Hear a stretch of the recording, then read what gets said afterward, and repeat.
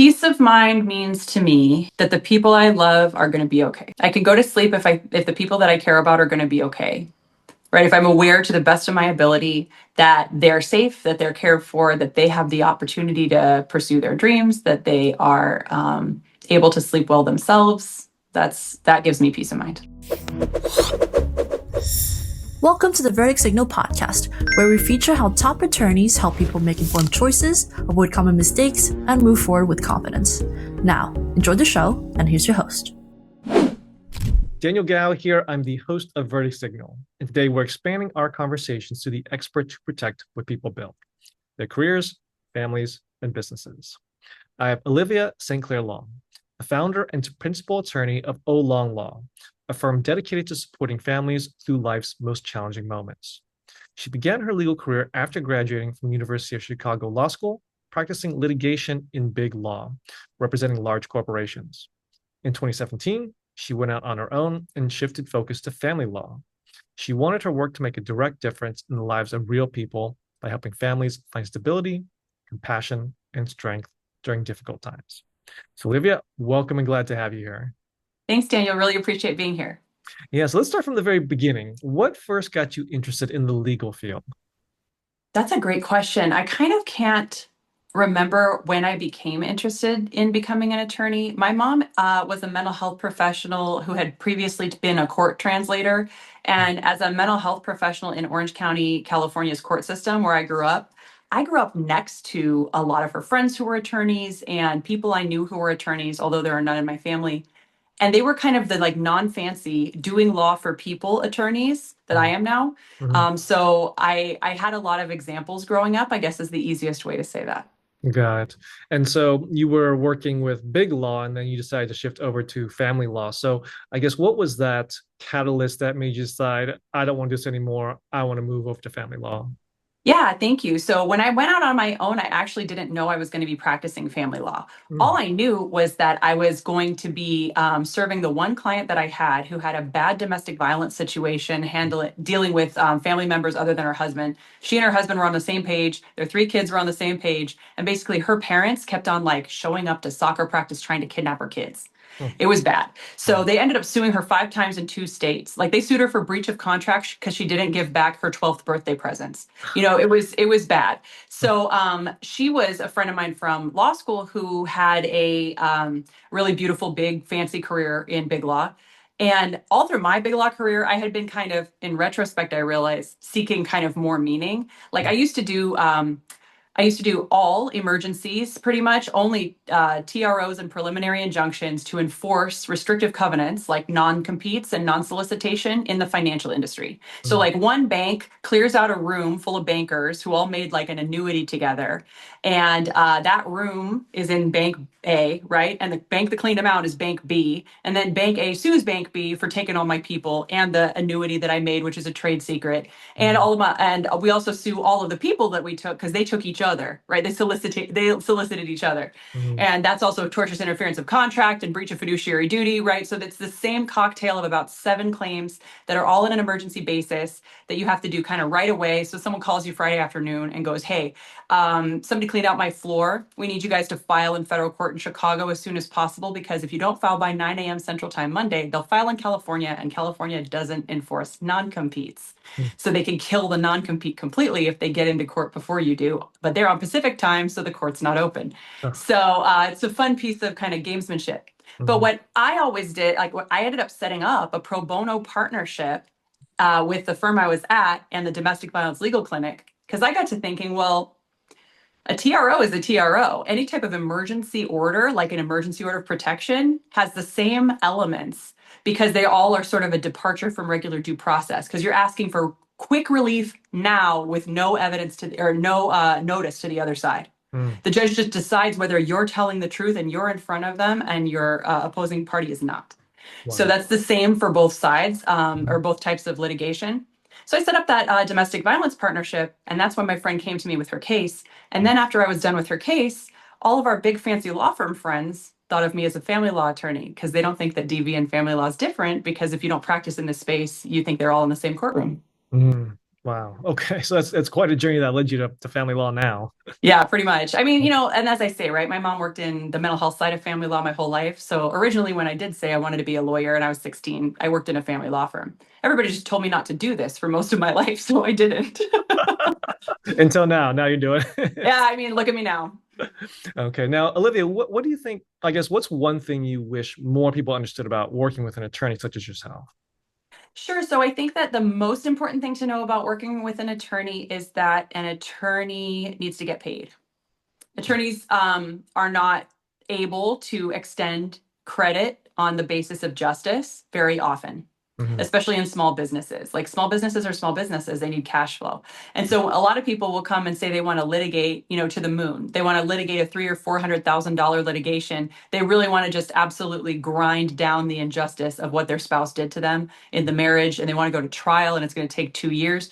But they don't want to pay any money for that, and that's not how any of this works. Mm, So it sounds kind of brutal, but what I want to convey to people is you have to understand what it's worth to you. Is it worth it to you to file bankruptcy and ruin the rest of your financial life? Probably not. Right. And so when I say to you, well, here's how much it's going to cost, the answer isn't, well, why? It shouldn't cost like that.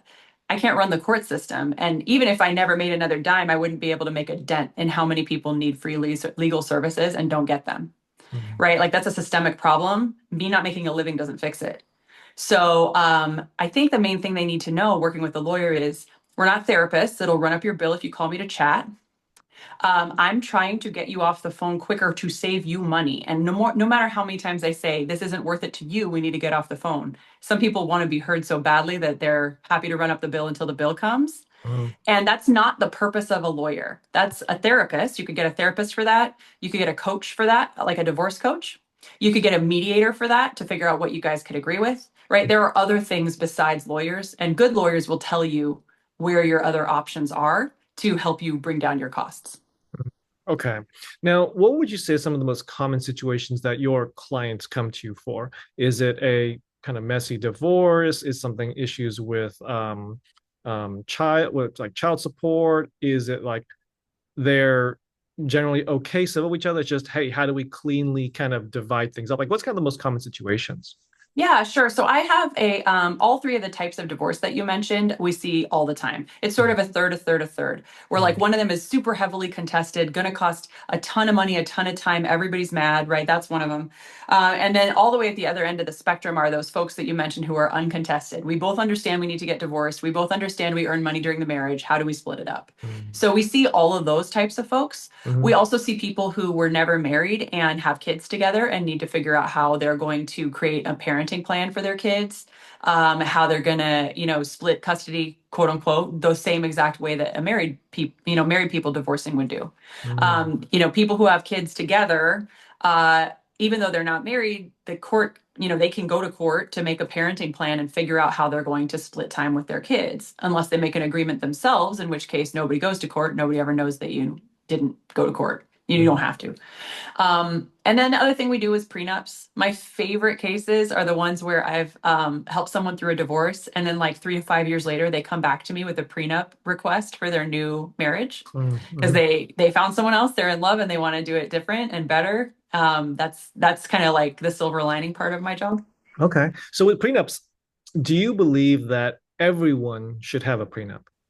Well, I believe that everyone does have a prenup. It's just some of the people who don't think they have a prenup didn't write it themselves. They decided that the state of Illinois wrote the Illinois Marriage and Dissolution of Marriage Act. And even though they don't know what it says, they're fine with that. And that's good enough for them. Um, I think that most people should remember that that's what they're doing when they don't get a prenup, mhm. is that they are relying on what the law says to split up their stuff. Because here's the thing, right? This sounds really jaded, but it's super true when you think about it. Marriages all end. There's two ways to end a marriage: divorce and death. Mhm. Everybody's going to die, and some people get divorced, right? Mhm. Prenups deal with the estate stuff to some degree. They deal with inheritance, like does your separate property immediately go over to your spouse or not, right? So they deal with inheritance, and they deal with divorce, what's going to happen on divorce to some extent. So in my opinion, I wouldn't want to rely on the Illinois Marriage and Dissolution of Marriage Act. And for example, the fact that every penny you earn during the marriage and every penny of debt you accrue, no matter whose name it is in, belongs to the marriage. So like the marriage owns my work and every penny I make from it, no matter where I put it, no matter if it only has my name on it. Now, if I want a prenup that says, hey, every account that only says Olivia's name on it is separate, and every account that says Olivia and her wife's name on it is joint, and therefore joint property is decided like this and separate property is decided like that. Most people think that's how the law actually is or should be. And it can be if you just make yourself a contract that says that. And that's what a prenup is. Okay. And now there's the stigma of prenups and say, well, if we're in love, we shouldn't need a prenup and all that. So how would you recommend to the average person? Like, how do you bring this up with your partner? Because it's probably kind of uncomfortable for a lot of people. It's like, how For do you kind of sure. bring that up? Yeah, absolutely. That's a great point. People do really struggle with that. And some of the stuff that I tell them to say is, it's not that I think our marriage will end, it's that I know it will, right? All marriages end because people die. So, like, what do you say in a marriage? Till death do us part. A prenup's for that too. So, I'm not saying anything you don't already know, which is we don't live forever, right? So, I think we should talk about our money before we get married because the marriage has to end. And it's not because anybody's going to leave anybody, right? Hopefully, we're happily ever after, just like it says. Happily ever after means till death do us part. And the prenup deals with the death stuff too. Now, that's not super happy topics, obviously, and it's very unhappy to talk about it when you're planning a wedding. Most people, while they're planning a wedding, don't want to talk about divorce and death, but at least you can't control death, right? At least you can't choose it most of the time. So when you say, hey, look, because I understand all marriages end, right? Divorce and death. So I want us to have an understanding of what we have and what we want to do for those situations, because we know that one of the two of them is going to happen. Okay. And to play devil's advocate a little bit, if the partner says that, well, why don't you just have a will and that's going to basically set everything of when you die, so we don't need a prenup. Sure. I love it when people say that because it's dead wrong. If you're not an estate planning attorney, don't say that because you sound silly. And I'll tell you why. Almost everybody thinks a will is enough. It's not. Ask any estate planning attorney in this entire country. I'm not even an estate planning attorney, but what I know is there's a thing called probate. Probate means that the court is administering your will, meaning that the court appoints somebody who gets paid, and their job is to go through your will and do the thing that the will says, and for the court to check up and make sure that that's what happens. That costs money. It comes out of your estate. Most people who are estate planning lawyers will tell you that if you have more than 100 grand to your name in most states, like in Illinois and in California, the two places where I'm licensed, if you have more than $100,000 when you die, your estate goes to probate, meaning the court will drain it, administering it, giving out what you want. Whereas if you own a trust, the trust is like an LLC in that it is a bucket for property. A bucket for property outlives a person, right? It's an entity. So an LLC or another kind of business, it outlives people. Right? A trust also outlives you. So because nothing died, the court doesn't have to take over and probate the trust. So actually a trust is very good for the estate planning aspects that a prenup does, but it can't do everything. And if someone says, what about a will? It's good enough. Really what it means is you haven't talked to any of the lawyers who do this for a living at any point in your life. And you don't know what you're talking about because a will is for sure not good enough. Okay, good to know. Now, on the topic of child custody, like what should the average person kind of know if they are going through divorce and they have a kid or kids? What is, I guess, I'll call it the typical process of child custody? Like, what are the courts looking at? Like, because I think a lot of people have a lot of misconceptions about who's gonna have custody and all that. But could you explain a little bit more about what goes into that?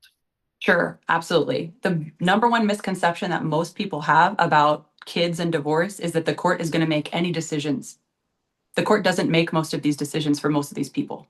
Only 2% of our family law cases go to a trial. A trial is where courts make decisions. Many more of the cases, a larger percentage, have intermediate hearings where the court may make some decisions about who has what kids. But the court's fondest wish and hope is not to make decisions on behalf of your children for you. They don't want to do it. The judge will tell you all the time, who am I? I'm a stranger. I don't know you. It would be better for your kids if you made the decision yourself. If parents agree, the court cannot say, no, you're not allowed to agree. We're actually going to do this. That's unconstitutional. The court cannot tell two fit parents who agree that they're not allowed to agree to that. They can't invade the parental relationship in that way. Mm, It's only when people can't agree that the court has some sort of role to tell who to do what. And as I said, they don't want to do it. So they wait, which means if you have some sort of contest, an argument about what you want visitation or parenting time to look like, and you want the judge to weigh in because you just distrust your co-parent that much, it's going to take you 2 years. And wow. in Illinois, and especially in Cook County, frequently it takes the appointment of another lawyer called a guardian ad litem here. In California, they call it minors counsel. There are other types of names for it, but basically, it's a lawyer who helps the court understand what's going on with your family. Because in Chicago, every one of our judges has like 3,000 cases apiece. They don't know who you are. Mhm, So the attorney goes to everybody's house and talks to people and sees how the kids are and sees what the kids want and talks to them and tries to give recommendations to let the people know, hey, this is what I would tell the court if I were in front of the court making recommendations about what to do with your parenting time schedule. And because the court doesn't know you and I do, the court will probably listen to me. So if mhm, you agree on my recommendation, we can all keep it pushing and you can stop spending money. okay. And kind of in that same vein of misconceptions, maybe not necessarily about the child custody, but what are some of the most common misconceptions that you hear from your clients or things that you bring up and they just say, oh, I had no idea that that was even a thing? Yeah, I think that people have a really strong attachment to fictional depictions of divorce from like TV and movies Mm, because divorce is pretty overall of all the things that is common in American culture. I think divorce is one of the most common things that's also the most stigmatized. mm, People don't usually talk about divorce unless they're talking about a horror story. Like they don't talk about a regular, normal divorce very much. So a lot of folks' misconception is that the court has to make every decision for you. That as soon as you file for divorce, now it's in the judge's hands, and that you just have to tell the judge what happened, and the judge will make the decision. All of it is an agreement until you actually go to trial, which takes like 2 years and really a lot of money. And they try very hard not to get you to trial because it just sucks up all the judicial resources and time. So most people, I'm talking about 98% of people, come to an agreement on their divorce. So people are very unhappy when they talk to me and they're just like, I'm getting divorced. Like, I can't agree that the sky is blue with this guy. And I'm like, you're going to, though, because everybody does. mhm, Like, everybody can agree, for example, on those easy divorces. Everybody's just going to keep what's in their name. I don't care if it's technically marital or not. I'll keep what's in my name. You keep what's in your name. There's $500 in a joint checking account. I'll cut you a check for 250. We'll close the account. There we go. Done. mhm, Right? We'll have 1 week on, 1 week off parenting time for our 14-year-old teenager. We'll switch on Fridays. There you go. You can do that. That's fine. You can do I call them like grand opening, grand closing divorces where like you already know how you're going to end it before you start it. You already had the conversation of how you're going to finish, everything I just said. You had that conversation before anybody even applied. mhm, And you send to the court the signed papers that say, yeah, we started and we're done. mm, And then the court's like, yeah, cool, stamp. They don't care. okay. So like they're not here to tell you that you have to fight. They're not here to tell you that they have to approve. The standard of the approval for the judgment is it just has to be something that's not unconscionable. Unconscionable means nobody in their right mind would ever agree to it. Mm, So if anybody in their right mind might agree with it, you're good. You're mhm, fine. The mm, court's like, it's your money. Bye. mm. So I think that people really believe that the court is super involved in the drama of their breakup in a way that they are, and the court really would prefer if you came to an agreement, and most people do. Got it. Okay. Now, when it comes to mistakes, like what are some of the biggest mistakes you see people make before they call a lawyer? Yeah, it's hard in family law to make mistakes that are like egregious and uncommon because most of it's just living in a way that married people live, right? Mm, Like, is it the strategically best thing to do to pay off your wife's credit card debt? I mm, don't know. How soon after that are you going to get divorced? mm, Right? Like mhm, it depends.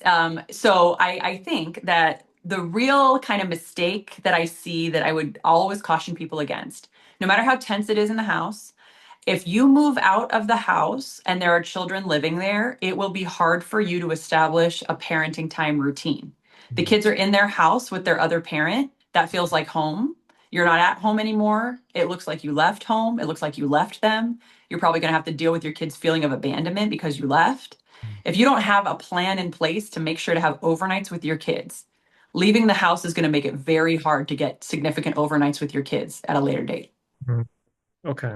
Good to know on that one as well. Now, let's say that someone is going through a divorce, they're thinking about it, they want to get a lawyer involved, but they've never been through this situation before. What advice would you give to this person so that they can find that lawyer who is going to be the right fit for them, that they feel that they can trust, that has the knowledge, experience, and can help them resolve the divorce as painlessly as possible? For sure. I think that there's sort of two aspects of this, and one of them I'll talk about first, and then I'll get to what you asked specifically. The first one is, what can I do other than talk to a lawyer? A lot of people are deciding to get divorced over a really long period of time. And what you could do, rather than calling a lawyer, is take very small, bite-sized steps every day to get your documents already in order. And then when you talk to a lawyer eventually, you'll know more about your money and your credit score and whether or not you filed taxes and where all your retirement accounts are, right? You'll know those things before you even talk to a lawyer, so you have a lay of the land. Some people call me and they're like, I've never been in charge of the money in my house. And before we started fighting, I didn't like ask for all the logins for all the bank accounts just so I could also have them. Right. And so that puts somebody at a really big disadvantage if they haven't even logged in to all of the debt and asset accounts that the marriage has.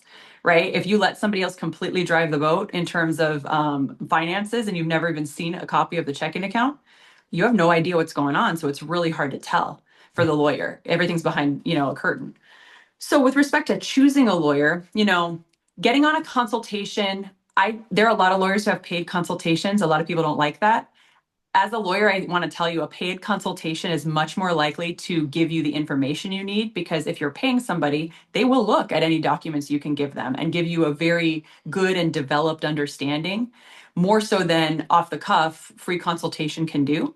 However, I think that when you're assessing an attorney for whether or not they can help you, you might ask the attorneys that you call whether they know the attorneys that you call. It would be okay with me if somebody asked me like, hey, do you know Josh Jones? I would then give you an impression. Oh yeah, I know Josh Jones. Josh and I worked on a case together a couple years ago. Nice guy. If I say that, that means I don't hate Josh Jones. And I think he's a professional. And I think that he does good enough work, right? So you could kind of data mine the attorneys that you're talking to see if the other attorneys that you're talking to think they have a good reputation. And the reputation of other attorneys is something that we as attorneys talk about all the time. Not that we like crap talk each other, because we don't, but I'm saying like all of us are given the same advice when we start, which is your reputation is the most valuable thing you have as an attorney. And if you have an attorney who's acting in accordance with that statement, everybody will tell you that they are. Okay, that's really good. I never heard anyone give that advice before. It's really smart. Okay, now okay, even in Chicagoland, where we have the largest county court system in the country, yeah. in Chicago, it's a small division and we all know each other. Okay. Okay. So now when it comes to expectations, like how do you approach setting the right expectations for your clients so they feel informed, supported throughout this entire process? I'm sure a lot of them come in, they like, I don't know what to do. Maybe their spouse and them are not getting along at this point. Maybe they are, but I'm sure there's a lot of anxiety around it. So how do you set those right expectations for them? Yeah, there's tons of anxiety. I think the first piece of information I ask for before I set expectations is, does your spouse know? Do they know you're getting divorced? And so there's sort of three answers to that. One of them is, yes, we both understand we're getting divorced. We've talked about it a lot. It's kind of hard, right? There's that one, which counts as great and you're getting along. Good job. We can make that happen easy for you. It sounds like you guys are agreeing, right? The second one, which is, I've said it a million times and he just won't accept it. He's like, no, we're not. Those are hard. Because proving to them that you are getting divorced and seeing what they will do, if somebody sticks their head in the sand, it's really hard to understand as a client. How come I have to do everything? How come he's allowed to do this? Right. And the byproduct of having an overloaded court system is that the courts don't have a ton of time to deal with nonviolent bad behavior. If there's violent bad behavior, they have to deal with it. But if there's nonviolent bad behavior, they're kind of like, can't you guys just fix it? Let's go.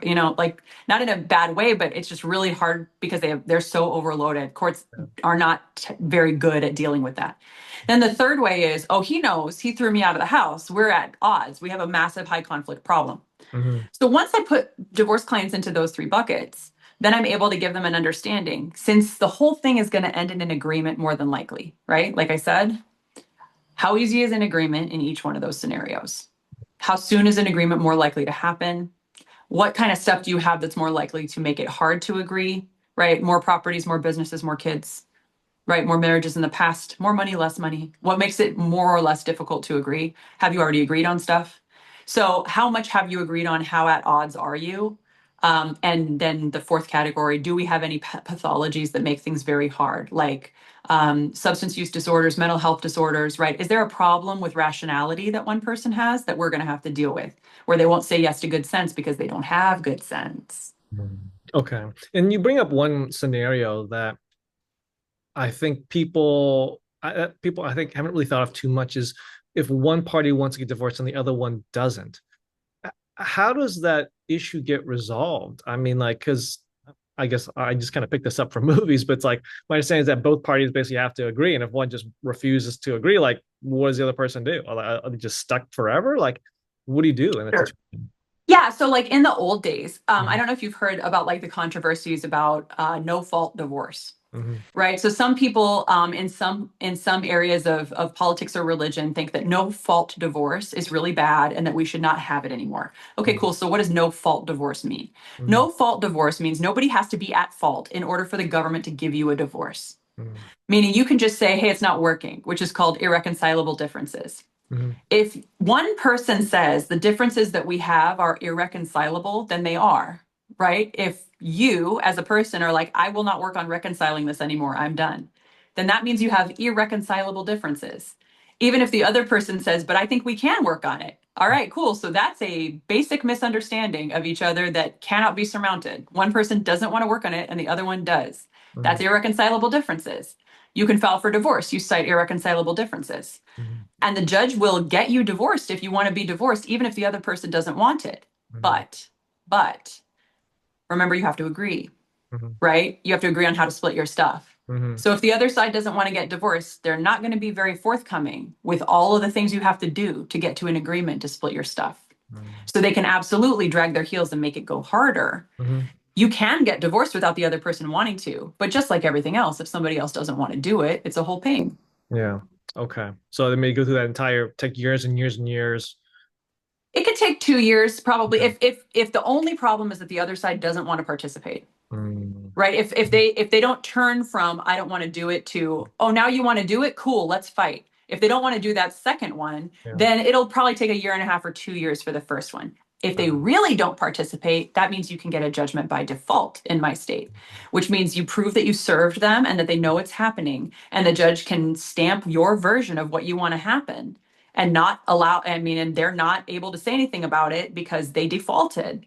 However, a default judgment can be overturned 30 days after it's entered. Courts really don't like entering a judgment against someone who's not there. I see. Okay. Now, when it comes to the future, I mean, what do you think the future of family law is going? Like, are there any big changes people really need to pay attention to or be aware of? Yeah, thanks for asking. I think a lot of the big changes have happened and people just don't know that they have, right? So many dads who call me are really worried that they're going to get very limited parenting time with their children. There is no part of the law that requires that anymore. So back in the day, there used to be this thing called tender years, which was like little kids should be with their mom. Mm, And it said like mothers should raise children who are small under a certain age, like 7. So like there was actual gendered beliefs enshrined in the law that disadvantaged dads of young kids. mm, And so they don't have that. Like all that stuff has been stripped out. And in fact, in Illinois, in the Parentage Act, for example, like we don't use the word paternity anymore because it's gendered. We use parentage. We don't use wife, husband, mom, dad in that law. We use parents and spouse and all these non-gendered language. So people are very concerned about the way that gender bias plays out in the family courts. And what I say is, judges are humans. Humans are biased. That's true. And also, the law does not allow bias anymore. It doesn't even give you the words to do it. So that's a big change. And I tell people who call me and they're like, yeah, he shouldn't see his kids more than like every other weekend. And that's normal, right? Every other weekend and like a Wednesday dinner on the off week. And I'm like, no, that's like a 70s schedule. They don't do that anymore. You need to get that out of your head. If the trend is more to equal parenting time, or at least a lot of parenting time, and you have in my state, you have to show a substantial danger to the children would result if dad got more parenting time, or if the marginalized parent got more parenting time. mm, So there is a big move towards like a presumption of 50-50 custody. I think the presumption of 50-50 custody issue has lost in Illinois so many times because um, in order to put into the law that you should presume this result without ever meeting the family or considering the best interest of the children, the Illinois law is like, no, we're not going to tell you what your family should be, having never met you out of the box like that. But it's not, we don't have a presumption against 50-50 either. Okay. So pretty neutral then. It's more like how much parenting time do you want? Is there a reason that you shouldn't get it? Okay. Got it. Good to know. Okay. Well, Olivia, I do have one last question for you, but before I ask it, I do want to point people to your website at olonglaw.com. That's right. Thank you so much. And we're in the Chicagoland area. I practice law in Illinois, around Chicago in the collar counties, we call it, right? So Lake, DuPage, McHenry, and Cook counties. Okay. So last question for you, Olivia. What does peace of mind mean to you? Peace of mind. What a minefield for a lawyer to ask a question like that. Peace of mind means to me that the people I love are going to be okay. I can go to sleep if the people that I care about are going to be okay, right? If I'm aware to the best of my ability that they're safe, that they're cared for, that they have the opportunity to pursue their dreams, that they are able to sleep well themselves, that gives me peace of mind. Okay, well, there you have it. Olivia sharing your expertise. So Olivia, where can people contact you and your practice? Yeah, thank you. So the best way to get to us definitely is either the website, olonglaw.com. You can find me on Instagram at olonglaw.com. You can find me on TikTok at olonglaw.com. You can find me on Facebook at the same. That's where we are, OLONGLAW. Awesome. Well, this was amazing. Thank you, Olivia, for coming on, and thank you for sharing your knowledge and expertise. My pleasure. Thank you so much, Daniel. Nice to see you. Thanks for listening to the Verdict Signal podcast. Any questions? Please contact the practice directly with the contact information provided during the show. We'll see you again next time. Bye for now.